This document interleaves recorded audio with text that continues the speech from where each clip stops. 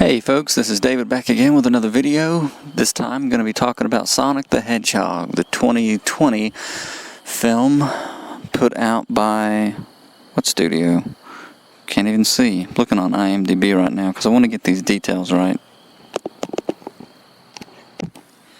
Hey folks, this is David back again with another video. This time I'm going to be talking about Sonic the Hedgehog, 2020 film put out by Paramount and directed by Jeff Fowler, starring Jim Carrey. It's Dr. Eggman. If you hear some outdoorsy sounds during this video, by the way, it's because I'm outside enjoying this wonderful weather on this wonderful night, and there's a dog barking. James Marsden as Tom Orkowski, but he's called the Donut Lord by Sonic so many times in this movie. That's how I started to think of him, the Donut Lord. Ben Schwartz does the voice of Sonic. Neil McDonough is in there just long enough to portray a military man who Jim Carrey's character talks down to in a very disrespectful way, but that really sets the tone for what you'll see in this movie if you watch it. And I'm so glad I went to see it because I saw it at the movies. It's only been out a couple of weeks now, or maybe 3 weeks, and it really cheered me up. I love the film. It wasn't overly done, but I'll try and explain what I mean by that as I move through this. I'm going to take my time, as I usually do with this. Okay, let me talk about the box office real quick. What was the budget?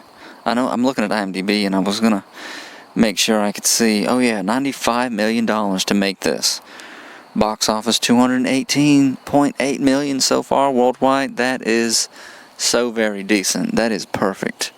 That is, well, obviously you want it to be a huge success, but it might not be one of those billion-dollar films. But it made such a good little profit, and the fact that some people were going on about how it seemed to knock Birds of Prey, just kind of elbowed it out of whatever top spot it might have enjoyed, was just a cherry on top as far as I'm concerned.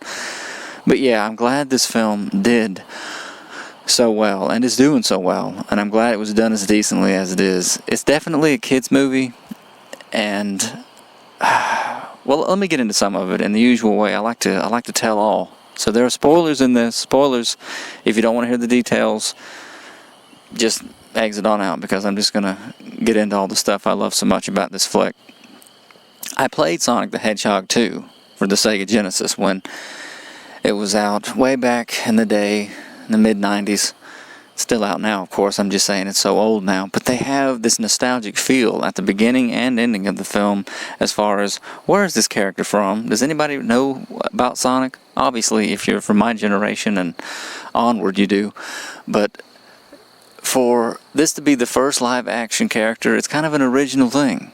Sonic's never been in this kind of a live-action flick before, and I'm glad it was done as well as it was. I saw that first trailer way back, like the middle of last year, with the Sonic done up like some slender-looking guy, and he looked so bizarre. He didn't really look like Sonic. He didn't even look like, with his long legs and his slender, some guy said, are we supposed to get some sexual vibe from Sonic? I watched this. It was Johnny Massacre who said that in his YouTube video, his critique of the first Sonic trailer, and he was saying, what is this? What are we supposed to be thinking here? And it's the bit where Sonic is in the middle of the road saying, gotta go fast, and he's getting in like runner's mode. He's ducking down. He's like, looks like he's got some runner's cleats on. Again, that's also something that's different and improved in the version that they went with. And I want to make note of the fact that people have said that the director, Jeff Fowler, how his willingness to, and I'm sure other people were involved in the decision too, but to actually push the movie's release date back in order to fix the Sonic look, to actually redo the CGI of Sonic, and take this otherworldly creature and completely redo him so that he'll look halfway, like the Sonic from the video games, instead of this borderline. Then again, people did get kind of carried away with what they were calling. It was like, this looks like if Sonic were a child molester or some such thing. That was a little bit overblown, but still, I'm so glad they fixed him, because they actually did fix him. They didn't just change Sonic. He actually looks like Sonic the Hedgehog in this movie now, which is so great. And the guy, Ben Schwartz, does a really good job of his voice too. Tika Sumpter plays Maddie, the wife of Marsden's character, Tom. And again, Dr. Robotnik is Jim Carrey. Adam Pawley is Wade. Lee Majdoub, I know I'm mispronouncing that, as Agent Stone.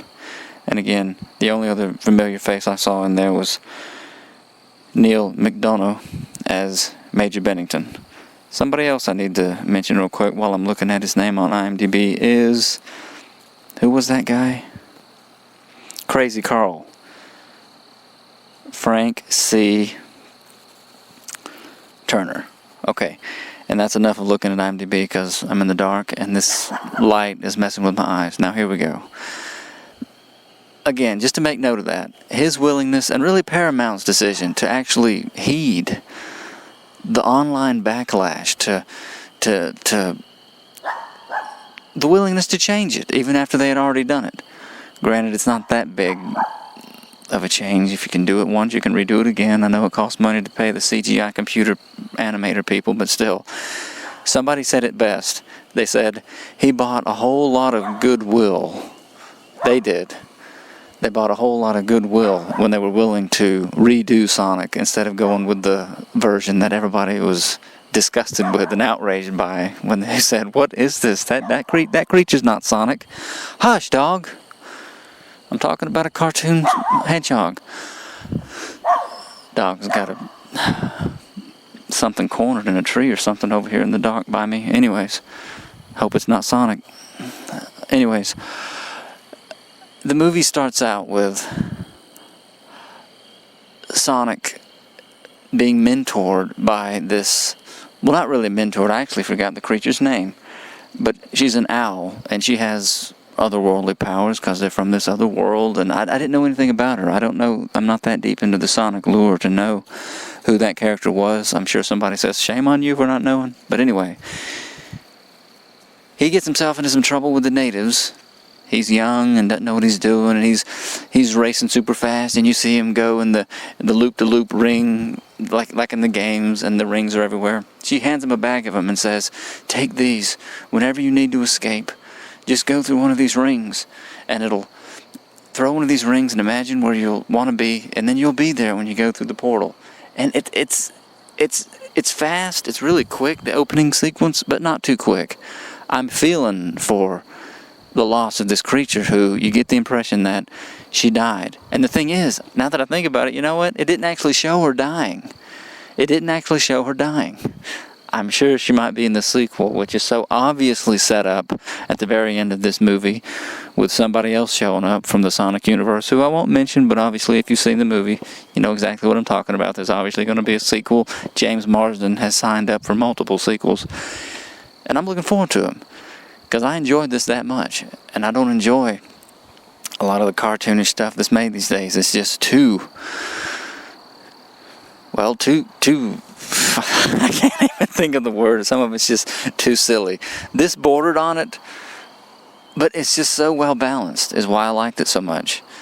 So the opening sequences, the native hostiles are after Sonic. The owl creature, I wish I could remember her name. She's obviously his Yoda in this story. How she's been taking care of him, looking after him. He doesn't want to leave her. He sees that she's in danger as he's gone through the portal into this world to Earth. And he's like, no, as she's clearly in danger. She's clearly about to be killed by these natives who are running him down.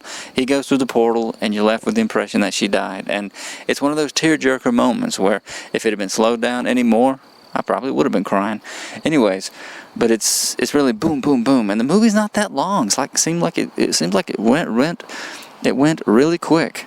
And really, by the end of it, I was walking out thinking this movie seemed more like a prologue to a longer told story than just the hour and a half that I was sitting in there. I know it's more than an hour and a half, but it goes really quick, or at least it seemed to me. And so it's years later in the movie when Sonic's living in his little cave. He's talking to himself, and he's got his favorite possessions, his nunchucks that he goes so fast with that he knocks himself out cold, his bing bang chair, and his this and his that, his little items that he's gathered up in this world over time. Crazy Carl is the only person who knows he's alive. He calls him the Blue Devil. And it's hilarious, this scene where Sonic causes him to step into his own trap in the middle of the night when Crazy Carl's trying to catch Sonic and capture him and show, look, he's real. He ends up dangling from a rope by his foot, tied up in one of those traps where it catches a creature and hangs it up by its feet. He says, I know you're out there. I know you exist. And there's Sonic saying, no, I don't. And it's just really funny the way they do it. He's been kind of creepily watching James Marsden's character, the protector sheriff of this little town. And he calls him Donut Lord because he goes for the donuts or whatever for his police department. And he is I'm losing track of losing my train of thought here. I wanted to say James Marsden's character, he wants more of a challenge in his life.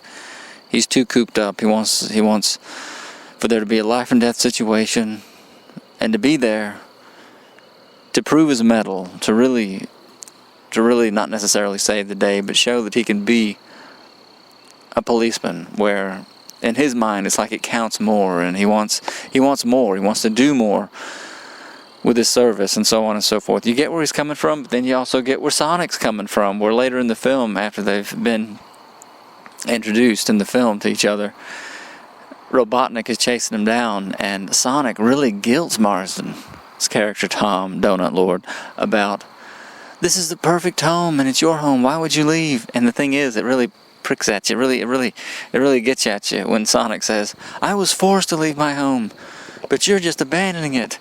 And he kind of pours it on to the point where Sonic later apologizes in the movie, like, I'm sorry I was so hard on you. And anyway, it's such a neat thing. I went to see this movie because I knew I would enjoy it, and now here I am out here at night talking about this movie, about this cartoon character, and telling people how much I enjoyed it. That's why I enjoy film so much. That's why I love it. His wife is so supportive of his decisions. He's already gone house shopping almost when he finds on their laptop or whatever it was all these suggestions for homes in San Francisco, which, why he would want to move to San Francisco. Anyway, it's fantasy. This movie is fantasy, so there you have it. The sister of his wife is hilarious, although they used her a little bit too much as far as the nagging sister-in-law motif. In fact, they kind of abused her.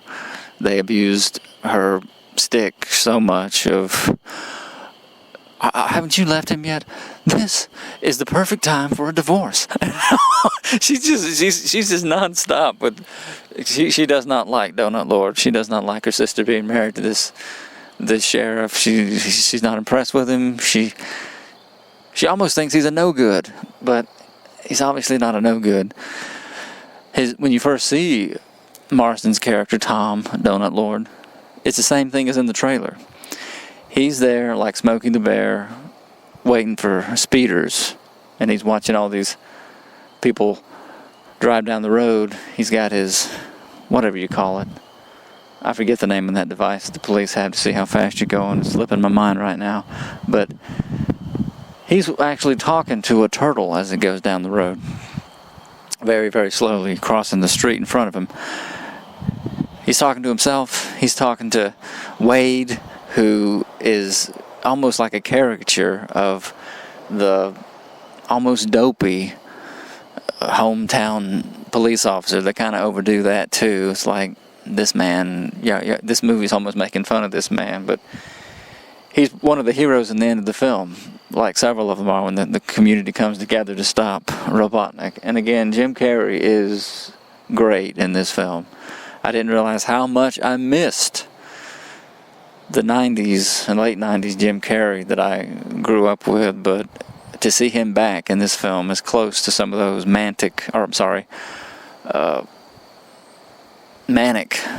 arm flailing facial expression, over the top acting that he did. I didn't realize I missed it so much, but he was great in what they wanted him to be for this, and he really made the villain. It was really something.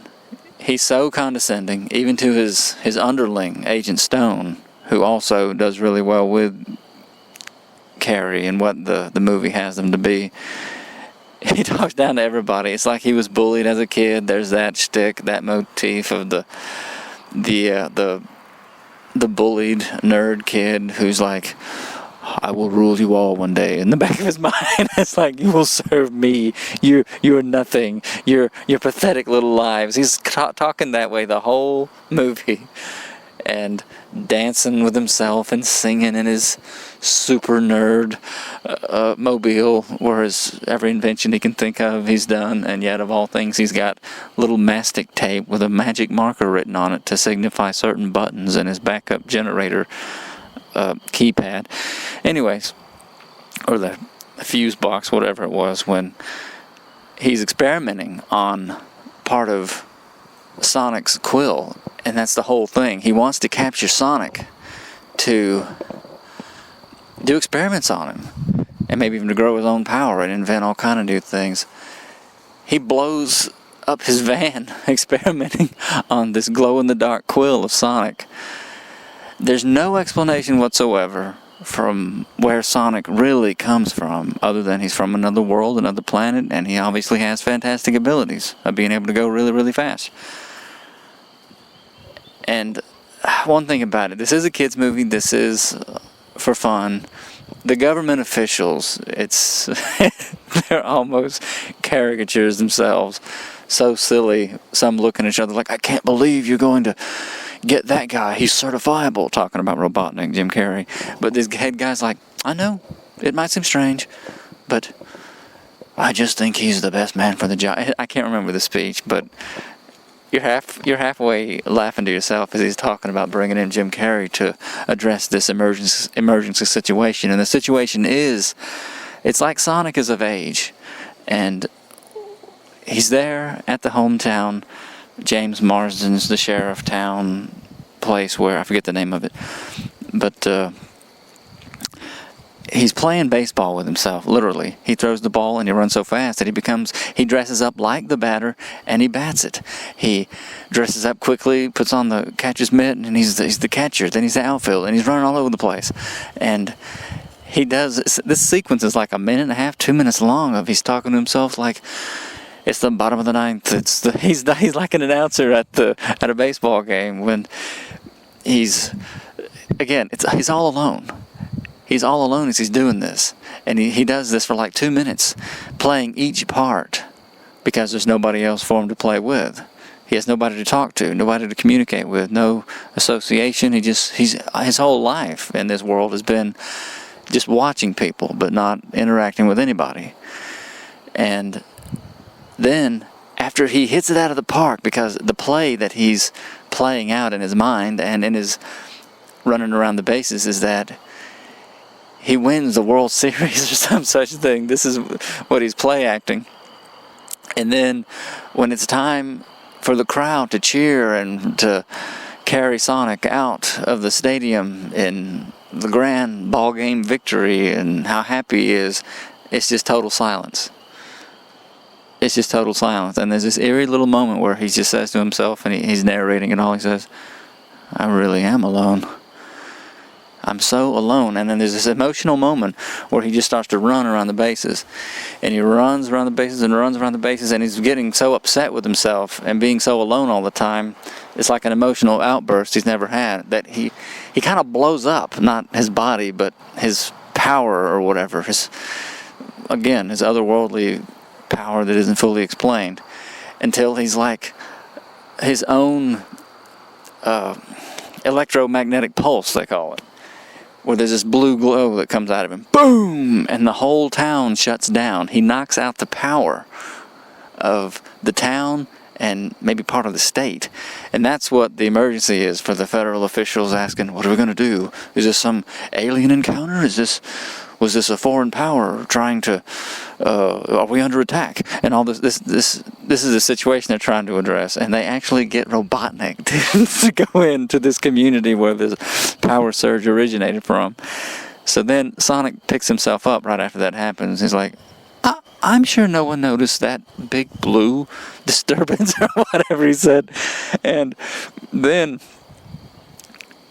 it reminded me of in X-Men. There's a line in X-Men where Jean Grey says something like, these mutant powers are manifested in times of adolescence, when these kids are teenagers, in times of heightened emotional stress, or something like that. Like, there's this sudden emotional outburst. And again, I just couldn't help but think of X-Men and the mutants when that happened with Sonic, because he was upset when he let himself go. And again, he must have been going 2,000 miles an hour, going around the bases, knocked out everybody's power. So then he goes back home, and he realizes something's up, and that he's got to run away again, because there are a lot of people showing up who've never been there before, soldiers, and Dr. Robotnik, and all of Dr. Robotnik's little flying toys that hunt things and maybe shoot things and capture things. And that's what Robotnik is about. He's on basically a killer capture mission to get this creature who nobody knows exists except Crazy Carl. And he has that moment of redemption at the end, Crazy Carl does, when he says, "You see it all. Here is the Blue Devil. He is real and not an invention by me." It's hilarious the way it goes down at the end. But as far as the plot, from there on, he's not playing things safe, Sonic, when he's so out of it and not knowing what to do. He's never had to run away like this before. He realizes he needs to use one of the rings, like the owl from the beginning says. And so he uses one of the rings. It opens up another world, and there's nothing in this world that he sees into the portal through, but a bunch of mushrooms. It's a mushroom world. That's the way he keeps talking about it throughout the whole rest of the movie, and he's dreading having to go to the donut. I mean, not the donut world. That would be appealing. The mushroom world. Marsden comes in on him right then, and he has this tranquilizer dart gun because his wife's a vet, and he's threatening over the phone to shoot the raccoons that keep getting in his trash. Again, another hilarious sequence. But he happens upon Sonic, and Sonic's looking up at him, all disheveled, and Marsden freaks out and shoots him and knocks him out. You would think Sonic would just go really fast at that moment, but it seems like the one weakness that Sonic the Hedgehog has in the way this film played out, was the unknown. Since even though he's really, really fast, he's also still like a kid or a youngster, an inexperienced who is just, he's innocent, basically. He's this innocent character who loves fun and loves going fast, obviously, because that's what he does. He loves his friends. And that's part of the enduring things about his character in this movie. And I'm going to skip a little bit, since this is the part of the film where it almost got kind of boring for me, because Sonic has to convince Marsden to get him to San Francisco, to the top of the Needle Building, or whatever he called it. Because when Marsden shot him, he accidentally dropped the bag of rings, through the portal, and he's fainting as he says, "Oh no." He collapsed. Boom! Hits the ground. So the whole rest of the movie, the plot, is about just getting him to his rings so he can get out of this world. Because just like the owl at the beginning told him, you have great abilities and people are always going to want to want to steal them from you. They're going to want to capture you. They're going to want to do things to you. So just run away. And so that's why she gives him the rings, where he can always just run away to some new home, or make some new home somewhere else. Always be able to escape. Not a bad thing to have if you got to have it. The thing is, he drops it through the portal. The portal making rings, the bag of portal making rings accidentally gets dropped through the portal, and that's what the whole rest of the movie is about.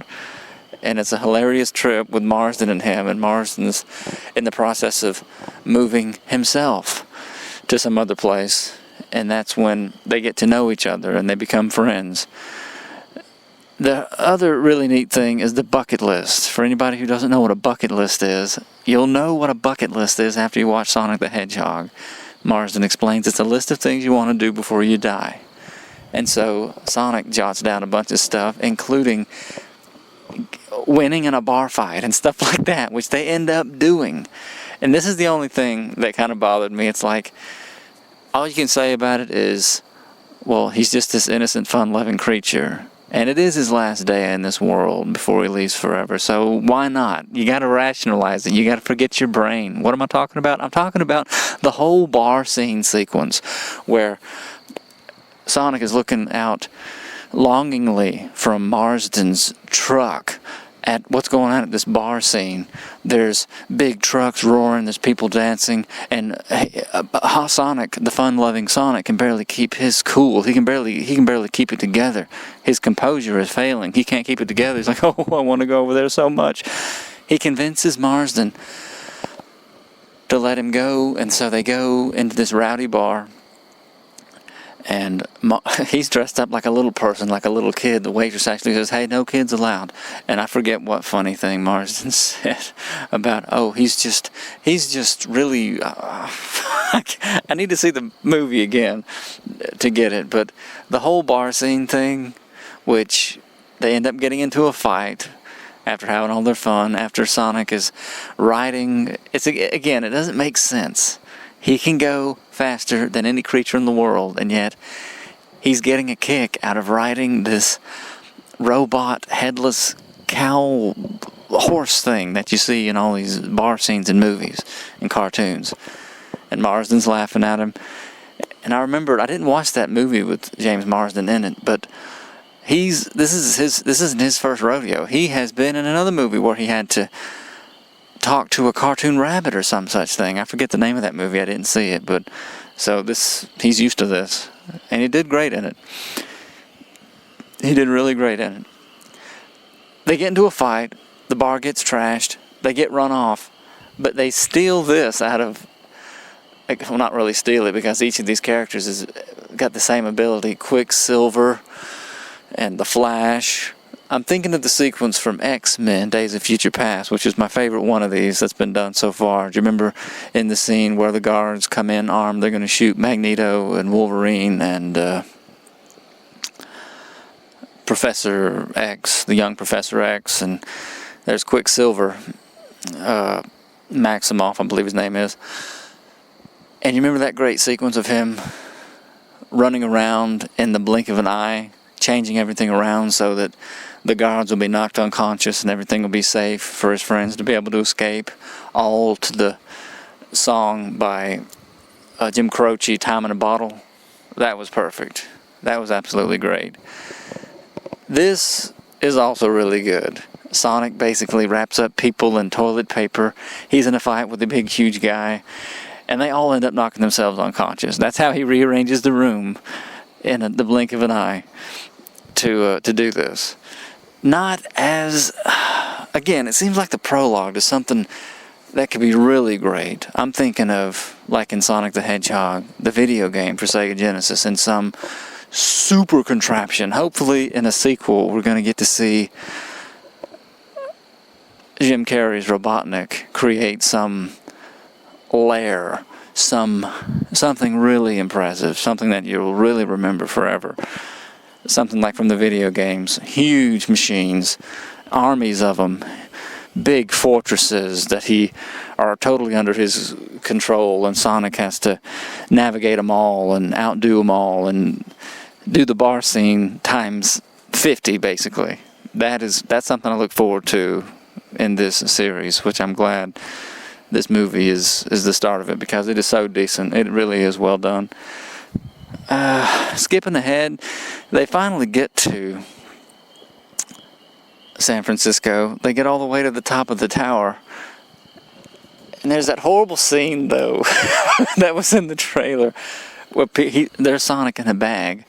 They're keeping him in a bag to smuggle him up to the top, and they're talking to him, Marsden and his wife, and there's a couple people waiting on the elevator with him, like, is that a child in that bag? Oh, no, he's not our child. And they just blow it off. They just they're so casual about it, and the weird looks people are giving him. Anyways, it's the classic, what did you have in there? Your 50-year-old gym socks joke. Anyways, they get to the top, Sonic gets his rings, and there's this neat little scene where the last thing, and Marsden had seen this, not spying on his list, Sonic's bucket list, but he noticed the final thing Sonic wanted to do before leaving Earth was to make a real friend. He had never done that before. He wanted to make a real friend. And again, they had one of the really memorable sequences of the movie was getting away from Robotnik out on the highway, because he's got backup vehicles for his backup vehicles. Every time Sonic and Marsden would outmaneuver him, they would blow up one van and get away from one van. He would have another little robot drone that would chase him down still. And they're talking to each other, as is just par for the course in these kinds of movies, about, why don't you do this and why don't you do that? No, go faster. Swerve. I can't hit him. And then that's when Sonic says to Marsden, I can't believe you want to leave. I had to leave my home, but you're just running away. You're abandoning your perfect home where people need you here. And it just stabs you in the heart. You can tell Marsden, Donut Lord, was it affected him. And then when they're at the top of the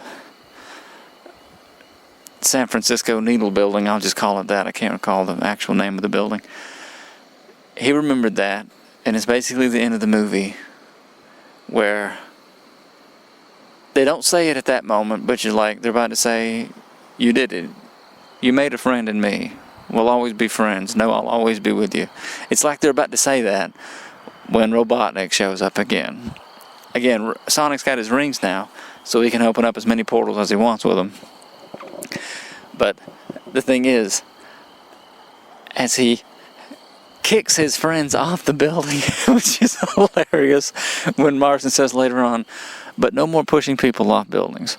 He manages to get down just in time to get a portal open for them to fall through, and then they land in a hayloft back home. Literally, he opened up a ring for them to go right back home, because he can do that now that he has his rings. But Robotnik is chasing him now, and again, it's more good dialogue by Jim Carrey as he's chasing him down, and Sonic's talking to you throughout the movie. And that's how it opened up, by the way. The film opens up with Robotnik in his flying craft shooting all these endless missiles and laser beams at Sonic, and Sonic saying, so I'm being chased by this mad scientist who wants to do experiments on me. How did it come to this? Well, let me tell you. And then he starts with the beginning and the world he came from. But he's talking to you now that he's got you all caught up with this narration, saying, nobody's ever gone this fast. I can't shake him. I can't get away from this guy. And it's great. It's great. Jim Carrey is really great, especially at the end of this movie.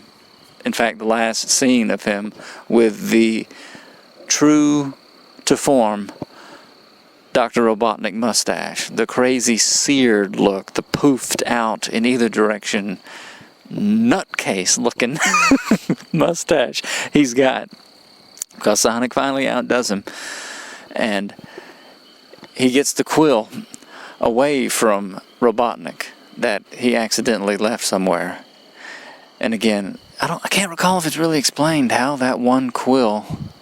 Oh, that's right, I forgot. When Marsden one day was talking to the turtle going across the road. I know I'm bouncing all over the place, but that's okay. Who cares? All of a sudden, something goes in front of him that's going 250 miles an hour, and he doesn't see what it is. Sonic is just a blur. And he hasn't seen Sonic yet. He hasn't met Sonic yet. Sonic is running in front of the odometer, the speedometer thing, and it says 250, 275, 290. And then finally, you can see Sonic in the back windshield where Marsden can't see him, and he's going, yes! It's like he's going faster and faster. He drops a quill of himself, part of his hair, his body, or whatever. Marsden finds it there, and it's just kind of glowing on the side of the road. That's how he gets it.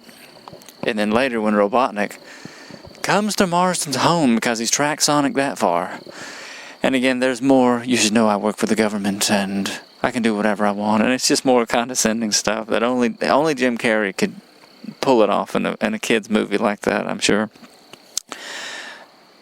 At least Marsden's home didn't get blown up in this movie. That would have been a bridge too far. But, yeah, then there's the chase out along the highway after the bar scene, unless I'm getting that all mixed up. Yeah, the bar scene comes first and then the chase down the highway. But in the end, when Robotnik is chasing down Sonic, I'm trying to remember how he got away from him, because it's like Robotnik got the better of Sonic because he had him knocked out on the road. But that's when the community comes together to help Sonic.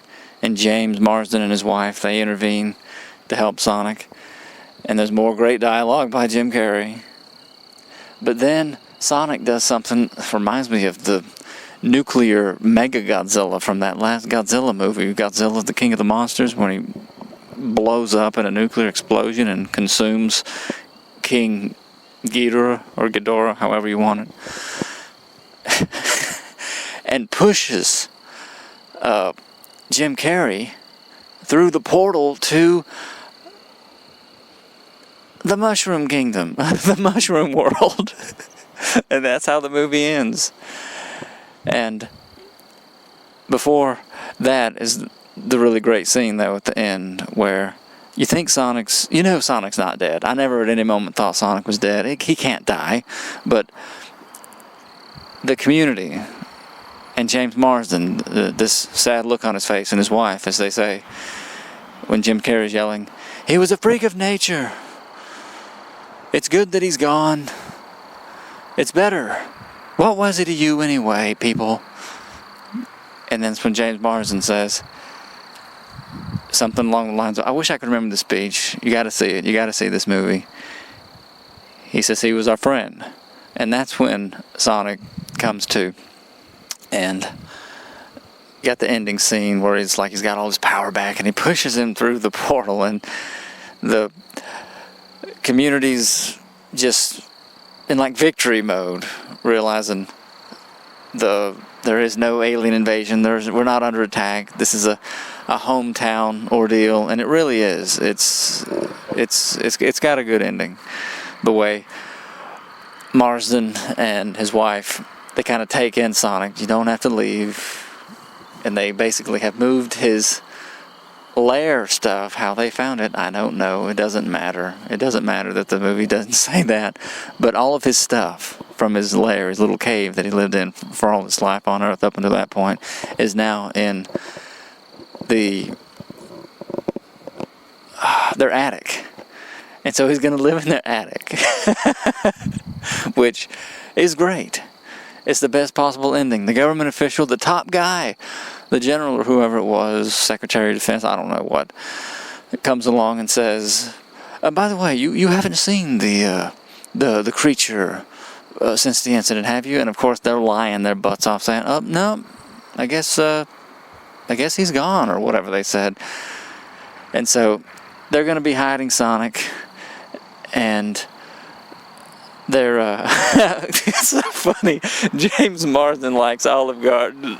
Donut Lord Tom loves Olive Garden in this movie, and that's their reward. The guy gives them, "You should know how much the government thanks you for your silence and keeping silence about the events surrounding the I forget how he says it, the event, or the disappearance of Robotnik, or just basically keep hush hush. This is all now classified, what happened here with the creature and with the military and all this stuff. And he says, "Oh, thank you so much." And he opens up this little letter, this little note, and it's a Olive Garden gift certificate. And he said, the general, whatever, says, "They have endless pasta at such and such a thing, such and such a date. There's a special on right now." And there's James Marsden and his wife, sarcastic or whatever, saying something like, "Oh, we can't wait," or something like that. You would think we wouldn't have to work for the rest of our lives or something after saving the country or whatever. But it's just funny. It's just really well done. And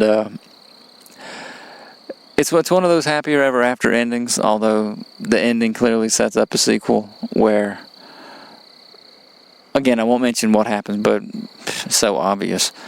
But it's the ending scene with Jim Carrey that I like the best, where he's talking to rocks in the mushroom planet, saying, very little food, very little water. He's like actually counting how many rations he has until he might end up starving to death in this world. Nothing but mushrooms and something or other. And he says, "A lesser man would be dead by now," like patting himself on the back. He's all alone, stranded in this alien world.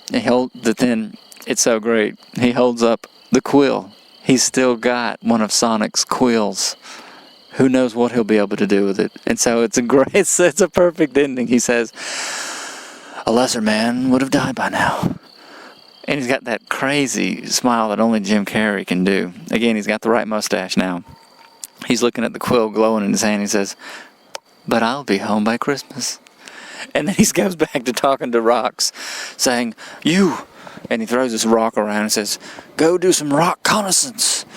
And that's how the movie ends, with him like a madman, like a mad scientist stranded on another world.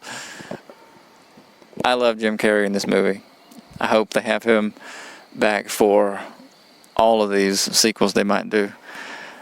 And again, if you ever played the game, you know some really neat stuff could happen with what this evil genius is able to invent and create in his mad pursuit of the one thing he hasn't been able to achieve, capturing Sonic the Hedgehog.